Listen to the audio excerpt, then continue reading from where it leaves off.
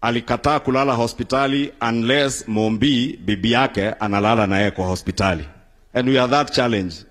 We had to speak to Karen Hospital, wakawekea mama kitanda, na mama for a whole month amekaa na mzee kwa hospitali, na mama tukushukuru sababu sisi wote hatungeweza kufanya ile kazi ambayo umefanyia mzee.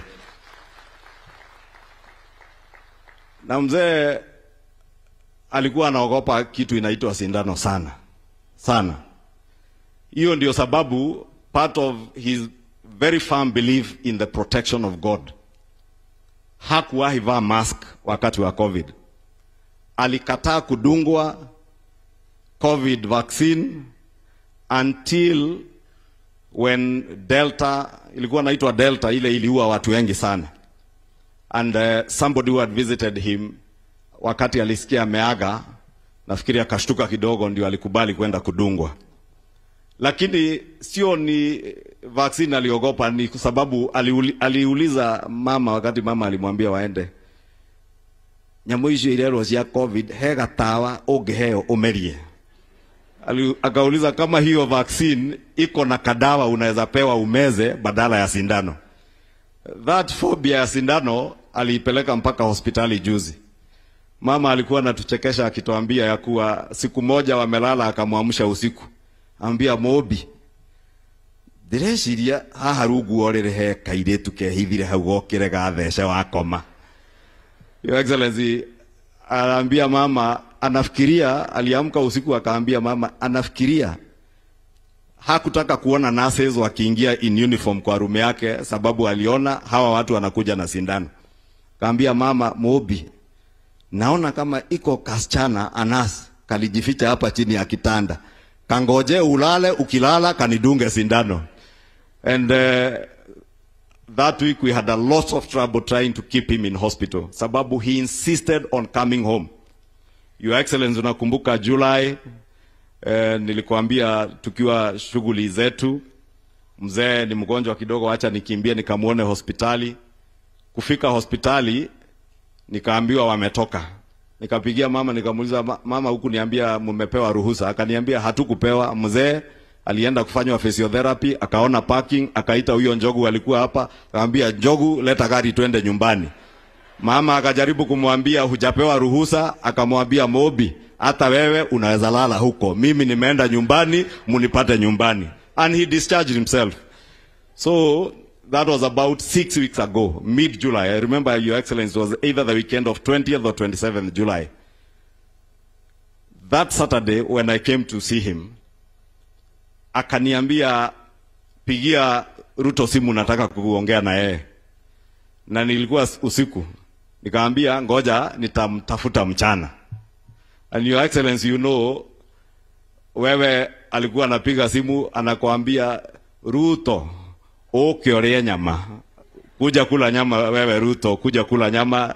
And I thank you, Your Excellency, because you have honored my father.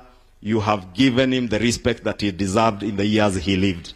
It would have been very sad, Your Excellency, if, as your friend, you are coming to bury my father, somebody you did not know. But all these leaders, 90% of the leaders who have spoken here, have visited mzee. They knew him when he was alive. Wamekula nyama na yeye. Vile alikuambia ukuje ukule nyama. Unakumbuka December ulikuwa kanisani Lari. Akanipigia simu, nikamwambia tuko kanisani. Akaniuliza mko na Ruto, nikamwambia tuko naye, mwambie akuje akule nyama. And Your Excellency, you agreed and came and had a very good lunch session with him. Your Excellency, unakumbuka siku hiyo aliniambia nikupigie simu. That Sunday you called me nikiwa hapa kwake nyumbani. Because tumekuwa na habit ama tabia ambayo alituonyesha. Every Sunday anatuchinjia mbuzi na anaita watoto wake na watoto wetu tuje tukae na yeye na tukule na yeye. Na wakati rais ulinipigia simu tukiwa na yeye, akasikia nikisema yes boss, akasema kama ni Ruto leta. So nikatoka nje nikaongea na His Excellency and I asked Your Excellency, if you don't mind, mzee amekuwa akiniambia anataka kuongea na wewe. Sijui mlisema nini sababu mliongea lugha mimi sikuelewa. Sababu alikuongelesha in vernacular na mimi sikuwa na hiyo gift ambayo alikuwa naye ya kuongea in many languages. As Speaker Wetangula has said, when the speaker came to see him, na Musalia Mudavadi also in 2022 when you came here, aliwaongelesha Kiluya with a lot of fluency. And that day, Your Excellency, nilimuuliza, because I imagined anakuambia niko na watoto wanahitaji kazi or something like that. Ama ako na kampango, ako naye uko na ng'ombe, kama uko naye umletee. Akaniambia, nikamuuliza mlikuwa nasema nini? Akaniambia, nimeambia Ruto asisikize kelele, aendelee na kufanya ile kazi anafanya. Watu wataongea. Your Excellency, you can confirm whether that is what he told me, whether that's what he told you, because that is what he told me that he had told you, that you don't listen to the noise around you, to focus on the work that God has given you. And many times he told me that ukisikiza mambo ambayo yanasemwa yako, hakuna jambo hata moja utaweza kufanya kwa maisha yako. Focus na kazi yako.